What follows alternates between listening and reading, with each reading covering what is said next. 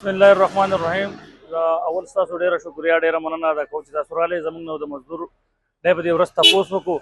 نو تاسو خبره ټیک ته مزدور نن د مزدور ورځ مانځل کېږي 1 مې ده او په منځ کې غربت او په دې ملک کې مهنګایي دا ډیره زیاته سیوا ده. دویمه خبره دا ده چې مزدور سړی کې اور چټي وکړي نه دغه نه زه به وایم چې 15 ورځې یا شپږ ورځې دغه نه ګیپ نه وځي او مزدور چټي پکار هم ده خو پکار دی خلکو لا زمونږ چې چا څوک چې چا سره کار کوي د چا سره دی چې ریلیف ورکړي د ورځې او دیاړي ورکړي یا څه وکړي نو مزدور هم په دې خبره خوشحالېږي چې آیا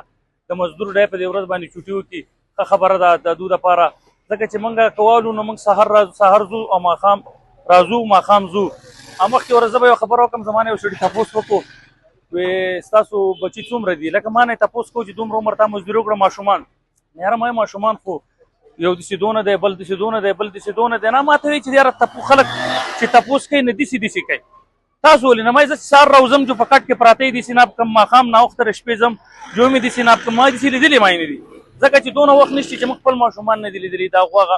هغو له ټایم نه دی ورکړی هغو داسې په د ورځې لیدلي دي نو ګرانه دا خو چې څه نه څه د حکومت د طرفه یا د دکاندار د طرفه یا داسې دغه د طرفه د مزدور سره څه ریلیف څه دغه نو چوټۍ موږ ټولو دا خواهش دی چې وکړو او چوټي وشي چوټي ومانځو خو یو ورځ چوټي کول چې دي نه 15 ورځې ګیپ زما نه په خپله نه وځي نه داسې د ټولو حل دی نظر ور واچو دا یو ورځ داسې ورځ ده بین الاقوامي ورځ په ټوله دنیا کې په دې باندې په شیکاګو کې بیا خاص کر ډېر زیات مړي شي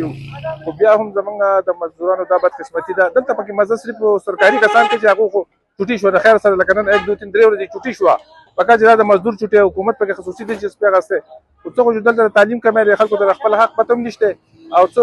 موږ هم دغه کوو چې یاره بس زموږ کار روان وی او مزدور چې دغه چې کوم چوټي وکړم چې 10 روپۍ ورځ مې قضا کېږي د دې وجوهات دا دي که نه د دې نه موږ مخکې تقریبا 3-4 ورځې خبره نه شو په دې بازار کې کار مار نه و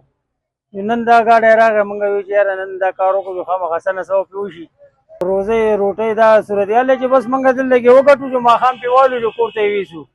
نو هغه خو چوټي موږ خو چوټي نه کوو که نه موږ کار یې نه چې کار راشي نو بیا دغه کار یې که نه نو دا حکومت نه په دې باندې وختونه دی چې هغه ورځي چې چوټۍ ورځي او موږ له خامخا څه نه څه دغه وکړي بیا به موږ نو عرض دا ده چې واقعي نن یوم مې ده او دا د ډېر وخت نه په پوره دنیا کې دا یو نړیواله ورځ ده دا مناویږي خو زمونږ په ملک کې افسوس دا ده چې مزدور غریب د دې نه خبر نه دی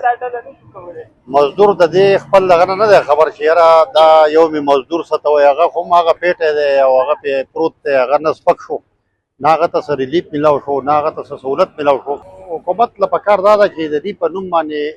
دومره په تمام پاکستان کې چوټي کېږي یا چې څنګه طریقې یافتې ملکونه د دې لپاره کم فنډینګ کوي یا د دې لیسټونه جوړ کړي دې ته څه مراعات میلاویږي نو زمونږ حکمرانانو ته هم دا درخواست دی چې یاره دا غریب چې دی دا وار واره د باندې هغه بوج پریشاني او د ده هغه معاشي طور د ده حالات ورځ ته ورځه بدتر کېږي نو پکار دا ده چې حکومت د دې دپاره څه نه څه وکړي چېرته کارډ جوړ کړي د دې دپاره راشن کارډ جوړ کړي یا څه په څه مد کې دې ته څه ریلیف میلاو شي نو دته به دغه ځکه چې دی غریب خو آلریډي غریب دی هو کرایهدار دی هو مطلب د بجلۍ مسایل دي ورته د بیلو او بچي خو په سرکاري سکولونو کې دي هغه خو پرایویټ ناممکنه خبره ده بیا کم بازار ته چې کم سړی راځي د هغه سره ګاډۍ نو هغه پراپر د دې بازار نه وي کرایه نه ورکوي د یو ځای نه بل ځای نه د پټرول او د ډیزلو دغه حالت دي نو حکومت له پکار دا ده چې دا یو ډېره یو دغه طبقه ده یعنې